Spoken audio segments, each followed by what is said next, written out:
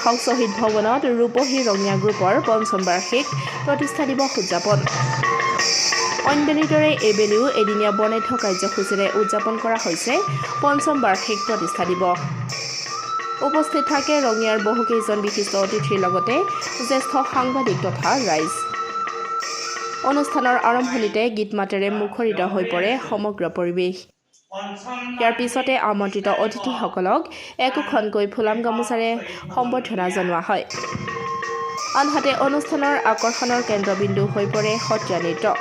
এইফালে উক্ত অনুষ্ঠানতে ৰঙিয়াৰ চৰকাৰী অধিবক্তা তথা বিশিষ্ট কবি মুনীন শৰ্মাৰ দ্বাৰা ৰচিত কাব্যগ্ৰন্থ প্ৰকৃতিৰ জয়গান আনুষ্ঠানিকভাৱে উন্মোচন কৰা হয়।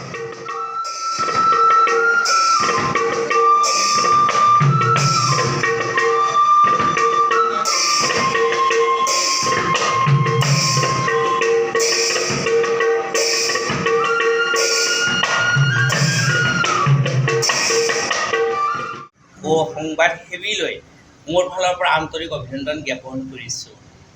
আজি মোৰ ইয়াতে প্ৰকৃতিৰ জয়গান নামৰ কবিতা পুথি এখন উন্মোচন হৈ গ'ল। মানে ইয়াৰে মোক উন্মোচনটো কৰিলে ৰূপহী ৰঙিয়া নামৰ সংস্থাটোৱে। তেওঁলোকৰ পঞ্চম বৰ্ষ মানে অনুষ্ঠান আছিলে আৰু বিভিন্ন কাৰ্যসূচী আছে। বৰ সুন্দৰ এখন মানে তেওঁলোকে কৰিছে, ভাল লাগিছে। আৰু মোক মানে আগৰ পৰা তেওঁলোকে কৈছে, দাদা এখন কবিতা গ্ৰন্থ আপুনি দিয়ক, আমি একেলগে উন্মোচনটো কৰি যাম। আৰু ইয়াৰ আগতে শংকৰ সংঘৰ ফালৰ পৰাও ৰূপহী ৰঙিয়াই মোৰ মানে কবিতা প্ৰিণ্ট কৰিছে, পাব্লিছ কৰিছে। সেইটো ভাল লাগিছে। চিৰ জাগ্ৰত প্ৰতিমা, সেইটো যিবিলাকে পঢ়িছে কৈছে আৰু মানুহেও মানে এইটো ভাল হোৱা বুলি কৈছে। আৰু এইটো হিমন্ত বিশ্ব শৰ্মাই মানে উন্মোচন কৰাৰ দিনা আহিছিলে।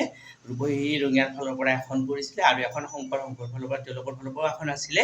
দুইখন গ্ৰন্থই ভাল হৈছে।